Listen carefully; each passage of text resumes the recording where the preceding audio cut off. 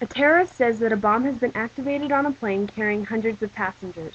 It is unknown as to which of the hundreds of planes in the air holds the bomb. It will explode in 30 minutes. Law enforcement has detained the terrorist, but he will not tell which flight the bomb is on. You have family members on a flight. What would you do or want to be done? Tactics used to find out information from someone have been used throughout history. You and I have even used them in our own lives. It can mean something as small as talking nice to someone so they will tell you what they know, to begging, to blackmail, interrogation, and even as far as torturing a person physically or mentally so they will give you the information they harbor. Along with American lives, the character of the United States in the international community is at stake pertaining to interrogation practices. Senator Rockefeller stated, "It is about morality and who we are and want to be as a nation, and what we represent to the world." On the other hand, John Yoo asked, "What president would put America's image in the United Nations above the protection of thousands of innocent civilian lives? The question is, are the guidelines of the past in effect during this new war on terror? What is the price to pay for safety, and who will pay it?" According to the United Nations Convention Against Torture and Other Cruel, Inhumane, or Degrading Treatment or Punishment, torture is defined as the following: any act by which severe pain or suffering, whether physical or mental, is intentionally inflicted on a person for such purposes as obtaining information or confession, punishing him for an act that has been committed, or intimidating or coercing him when such pain or suffering is inflicted by or with the consent of a public official or a person acting in an official capacity. It does not include pain or suffering arising only from, inherent in, or incidental to lawful sanctions. The United States Constitution states in the Fifth Amendment, "No person shall be deprived of life, liberty, or property without due process of law," as well as the 14th Amendment, "Nor shall any state deprive any person of life, liberty, or property without due process of law." The civilly accepted treatment of prisoners of war has also been outlined by the Third Geneva Convention. It is clear that torture is currently illegal. Before asking the question whether torture should become legal or not, the question, is torture effective, should be asked first. The waterboarding of Khalid Sheikh Mohammed is one of the greatest success stories with torture. It prevented the loss of many innocent lives as well as the names and addresses of many people involved with Al-Qaeda. So, if torture is effective at times, should we make it legal? Many people believe so. One interrogator recalls his experience with Guantanamo Bay. The jihadist would tell you, "I've divorced this life. I don't care about my family." The interrogator remembers, "You can't shake them." The prisoners' hatred toward their captors only intensified their resolve to be unbroken. It was clear that the conventional methods would not be of any effect in cases such as these. The reason that torture is defensible and necessary is because the justification manifests from the closest thing we have to an inviolable right, the right to self-defense, which of course extends to the defense of another. Given the choice between inflicting a relatively small level of harm on a wrongdoer and saving an innocent person, it is verging on moral indecency to prefer the interests of the wrongdoer. During the peak of the Al-Qaeda activity of 2002, the Bush administration argued that it was not obliged to grant basic constitutional protections to the prisoners because the base was outside U.S. territory, nor was it required to observe the Geneva Conventions regarding the treatment of prisoners of war and civilians during wartime, because the conventions did not apply to unlawful enemy combatants. Furthermore, the U.S. decided that terrorists under Al-Qaeda and Taliban command would not qualify as prisoners of war when captured, and therefore did not need to be treated as such.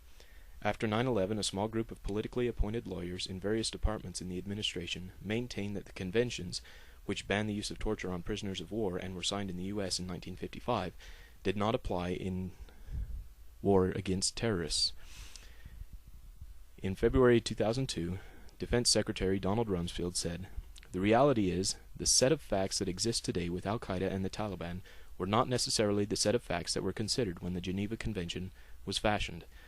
John Yoo, a Justice Department attorney, explained that in a Los Angeles Times editorial, the Taliban militia lost its right to prisoner of war status because it did not wear uniforms, did not operate under the responsible commanders, and systematically violated the laws of war. As the strand of a virus changes and adapts to attack in new ways, the scientists involved must adapt as well and use new methods to fight it off. The war we fight today is a vicious and ugly mutation of wars in the past. However, there are many instances where treating people properly has been most effective. In an interview on MSNBC, retired Army Colonel Jack Jacobs explains his view on torture. You need to be aggressive to get the information you want, but if you treat people inhumanely, they're just going to tell you what they think you want to hear. They'll do anything just to get the mistreatment to stop. So you get nothing from mistreatment. When I was in Vietnam, we were given the most intelligence, the best intelligence, and had the most success with captors if we gave them cigarettes, medical care, food, and water. Almost always you get the best success from treating people properly. CIA spokesman Mike Hayden in October 2007 said the CIA's terrorist interrogation effort has always been small, carefully run, and highly productive. Fewer than 100 hardened terrorists have gone through the program since it began in 2002, and, of those, less than a third have required any special methods of questioning.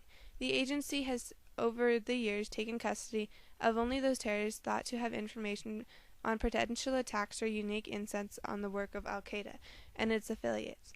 The United States and its allies have used the priceless intelligence from those men to disrupt plots, unravel networks, and save lives. They know what we do and what we do not do, and we do not torture. Now the question, what is to be done, must be asked.